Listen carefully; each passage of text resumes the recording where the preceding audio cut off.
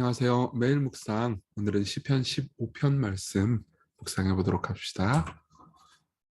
배경을 좀 먼저 볼게요. 1절에 배경이 나옵니다.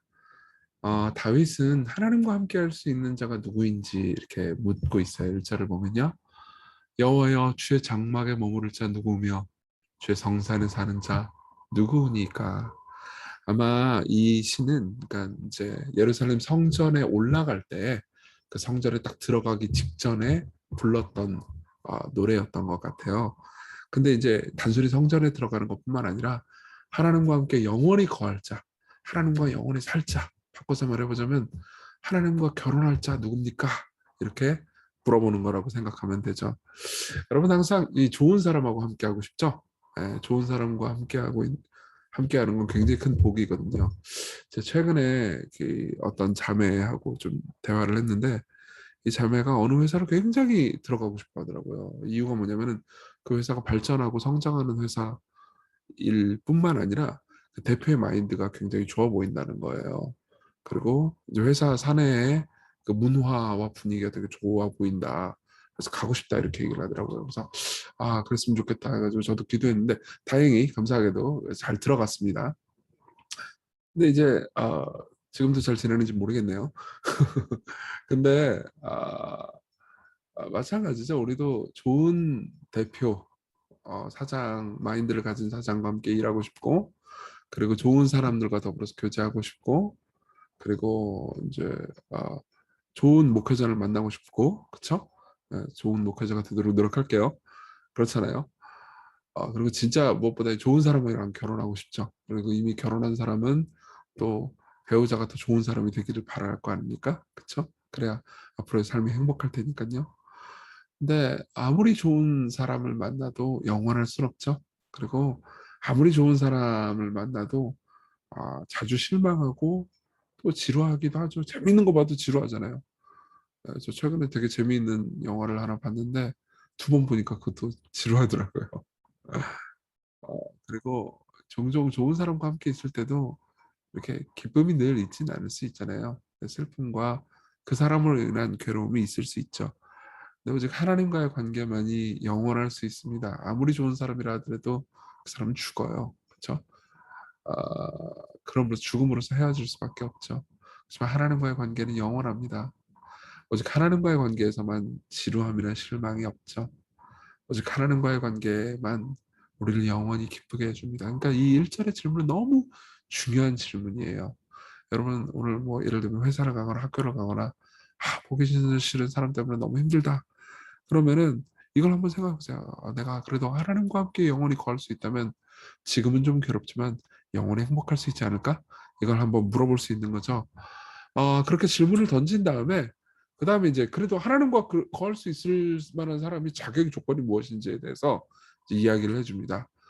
2절에 정직하게 행하며 공의를 실천하며 그의 마음에 진실을 말하는 사람 이렇게 이야기를 하죠.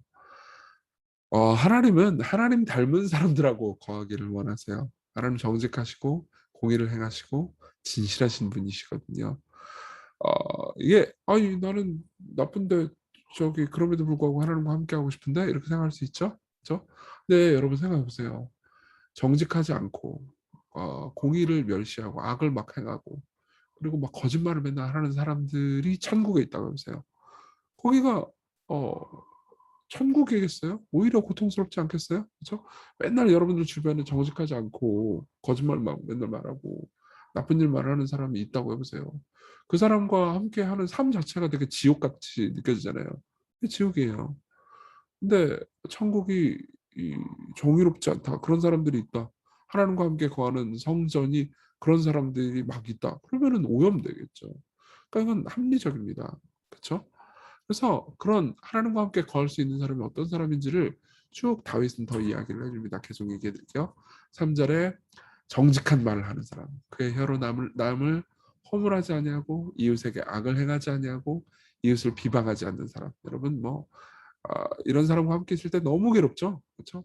내가 무슨 말만 하면은 그 말을 나쁘게 해석해가지고 다른 사람한테 옮기고 막 나를 비방하고 비난한다고 해보세요. 너무너무 괴롭죠. 그렇죠? 그리고 그런 사람과 함께 하고 싶지 않죠. 그런 사람에게는 자기 개인적인 얘기 하고 싶지도 않잖아요. 근데 생각해보면 우리 자신도 그러지 않나요? 우리 자신도 남이 무슨 뭐 좋은 일을 했다. 그럼 뭔가 폄하하고 깎아내리고 싶어 해요. 그죠? 내가 하지 못한 좋은 일을 했다. 내가 해내지 못한 능력 있는 일을 했다. 그러면 아니 저거 아무나 할 수 있는데 운이 좋은 거야. 이러면서 깎아내리고 싶어 하고 사람이 한 말을 되게 나쁘게 해석해가지고 막 비틀고 싶어 하고 그러고 싶을 때 있지 않나요? 그러니까 정직하지 않을 때가 되게 많습니다. 그렇죠? 예, 누가 한 말 뭐 옮길 때 나쁘게 막 옮기고 막 그러면서 나는 뭐 거짓말 안 했다. 이렇게 이 정직하지 않고 신실하지 않는 태도를 대할 때가 되게 많죠. 그리고 또 신실한 가치관이 있는 사람이 천국에 어울립니다. 그의 눈은 하나님과 함께 거할 수 있는 사람의 눈은 망령되는 자를 멸시하며 예. 그러니까는 악인들 악한 사람들이 악하지만 힘 있는 사람들을 막 아부하고 막 그러지 않는다는 거예요. 그런 사람들을 존경하지 않는다는 거예요. 예. 오히려 그런 사람들을 저건 옳지 않아. 악인들이 악행을 범하는 것은 그건 저건 가치 있는 게 아니야라고 생각하면서 높이 취급하지 않는다는 거죠. 뭘 높이 취급해요? 하나님을 두려워하는 사람들을 존대합니다. 그 사람이 비록 힘이 없고 연약해 보이는 사람이라 하더라도 막 무슨 뭐 대형 교회 목사고 뭐 이런 사람 아니고 뭔가 대단한 일을 이루고 이런 사람이 아니더라도 그 사람이 하나님을 정말 사랑하고 경외하고 즐거워하는 사람이라면 너무너무 존경스럽다라고 대하고 높인다는 거죠. 그리고 마음에 서원한 것은 해로울지라도 변하지 않죠. 예. 이 사람은 그러니까 가치관 자체가 다릅니다. 세상은 힘과 권력과 명예를 줬지만 이 사람은 하나님을 경외하는 걸 쫓아요. 신실한 삶을 쫓습니다. 그리고 탐욕 없는 마음이죠. 예. 이자를 받으려고 돈을 구워주지 않으며 뇌물을 받고 무죄한 자를 해하지 않는다. 무슨 말입니까? 여러분 계속해서 정직하고 신실하려면요 마음에 탐욕이 없어야 돼요. 왜 거짓말하죠? 예. 탐욕이 있어서 거짓말하는 경우가 많죠. 그렇죠? 거짓말을 함으로써 내가 더 이익을 얻을 수 있을 것 같을 때, 남을 회방하고 험담함으로써 당장 내가 무언가 이익을 얻을 수 있을 것 같을 때, 그죠? 거짓말을 하잖아요. 마찬가지죠. 탐욕이 거짓말을 만들어내는 겁니다. 우리도 종종 그렇잖아요. 그죠? 그러니까 탐욕 없는 마음이 있어야 하나님과 함께 걸 수 있는데 이런 일을 행하는 자는 어때요? 영혼이 흔들리지 않아요. 하나님과의 관계가 굳건합니다. 하나님께서 그를 떠나지 않으세요. 이 말씀을 쭉 들으면 어떤 생각이 드세요? 예, 적용을 좀 해볼까요? 저는 어떤 생각이 들었냐면 와 너무 절망적이었어요.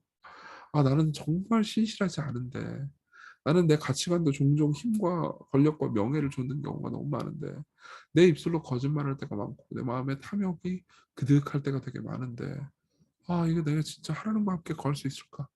하나님께서 나를 그래도 기뻐하실까? 이런 생각을 할 수 있죠.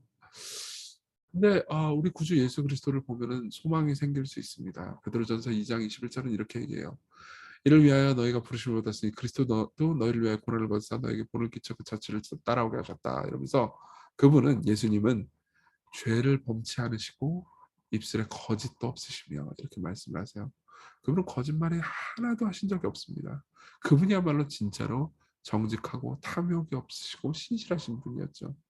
근데 어때요? 그럼 그분이야말로 하나님의 성전에 들어가서 하나님의 임재 안에서 하나님의 사랑을 받으면서 절대 흔들리지 않는 그런 분이 되는 게 당연하잖아요. 그렇죠?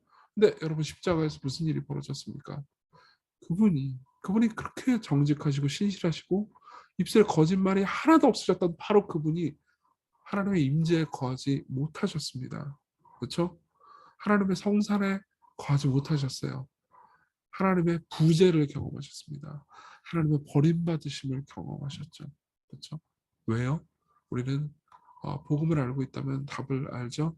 우리가 마땅히 당해야 되는 하나님의 버림받음을 우리가 정직하지 못했기 때문에 하나님과 함께할 수 없는데 그분이 우리 대신 정직한 삶을 사시고 우리가 마땅히 받아야 되는 하나님의 버림받음을 하나님이 우리를 버리는 것 지옥의 고통을 그분이 대신 당하신 거죠. 그분과 우리가 자리를 바꾸셨습니다. 그렇죠? 그래서 그분은 이렇게 우리에게 말씀하실 수 있었어요. 내가 너에게 분부한 모든 것을 가르쳐 지키게 하라 볼지어다 죄인들인 제자들에게 그리고 우리들에게 내가 세상 끝날까지 너희와 항상 함께 있으리라. 그렇죠? 우리는 죄인임에도 제자들도 여전히 죄인이고 정직하지 않은 사람들임에도 불구하고 그렇죠? 아, 예수께서 하나님께서 영원히 함께 하신다고 하셨어요. 이걸 생각하십시오. 그리고 둘째로 그 그리스도의 받아들여짐을 경험함으로 따라서 신실한 삶을 살아가는 거예요. 여러분 왜 이웃을 막 비판해요? 그렇죠? 내가 이웃을 비판함으로써 내가 높아지고 싶어서 그렇잖아요. 근데 예수 그리스도 안에서 내가 영원히 높아졌다. 그리스도만큼 하나님께서 나를 귀하게 여기신다라고 생각하잖아요. 그러면 이웃을 더 이상 비방할 필요가 없죠. 이웃 위에 자신을 높일 필요를 느끼지 않는 사람만이 이웃을 비방하지 않고 욕하지 않을 수 있습니다. 그리고 보세요. 왜 우리가 신실하지 못한 가치관을 가지고 왜 강자와 막 악한 일을 행하더라도 강자와 명예 있는 사람만 좋죠? 그렇죠? 정의롭게 심판하시는 하나님이 내 편이시라는 사실을 믿지 않기 때문이에요. 그렇죠? 저 사람 막 힘 있고 그럼 막 눈치 보잖아요, 우리. 그렇죠? 왜요? 더 힘 있는 분이 내 편이라는 사실을 망각했기 때문이에요. 그렇죠? 정의롭게 심판하시는 하나님이 최고로 강하신 하나님이 내 편이라는 사실을 믿으면 사람들의 눈치를 보지 않고 신실한 가치관을 가질 수 있습니다. 그리고 보세요. 왜 탐욕이 있죠? 왜 막 가지려고 해요? 그렇죠? 사실은 이걸 가지지 못하면 내가 안정을 취할 수 없을 것 같은 두려움 때문이잖아요. 그렇죠? 내가 더 많은 돈, 더 많은 무언가 명예, 힘이 있어야 내가 안정을 취할 것 같잖아요. 그렇죠? 근데 신실한 하나님께서 더 강하신 분, 더 힘 있으신 분, 세상의 모든 걸 만드셨을 뿐만 아니라 그걸 다 가지고 계신 분이 내 편이라는 것, 내 삶을 책임지신다라는 것. 그런 믿음이 있으면 이제 더 이상 탐욕을 가질 필요가 없겠죠. 그렇죠? 무슨 말입니까? 그리스도께서 우리를 위해서 하신 일, 그리스도께서 우리를 대신하셔서 버림받으시고 우리를 여전히 사랑하시고 영원히 함께 하신다는 사실을 믿는 사람은 신실한 삶, 정직한 삶, 탐욕 없는 삶을 살 수 있다는 거죠. 우리 이걸 생각하면서 같이 기도합시다. 우리 예수님처럼 정직한 입술, 신실한 가치관, 탐욕이 없는 마음 가지게 해달라고. 그리고 이 그리스도께서 우리와 함께 하신다는 것, 그분과 연합했다라는 것을 이 든든한 위치 안에서, 이 사랑 안에서 기쁘고 흔들림 없는 삶을 살 수 있게 해달라고 우리 같이 간절히 기도합시다.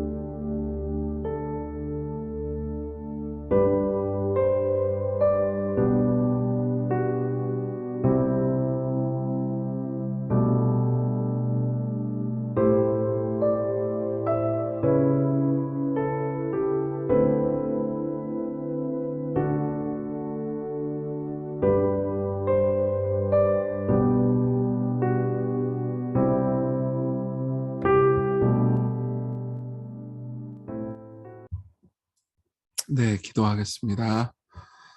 은혜로우신 하나님, 오늘 하루 신실하고 정직한 삶, 마음의 탐욕을 품지 않고 어 하나님 닮은 성품을 자라게 하는 삶을 살게 해 주십시오. 세상을 더 이상 두려워하지 않고 하나님을 경외하며 하나님께서 우리와 함께 하시고 우리를 돌보신다는 사실에 신뢰와 기쁨을 가지는 삶을 살게 해 주십시오. 오늘 하루도 지켜 주십시오. 당신을 의지합니다. 예수님 이름으로 기도했습니다. 아멘. 예, 여러분 오늘 하루도 복음 안에서 기쁜 하루를 보내셨으면 좋겠습니다. 감사합니다.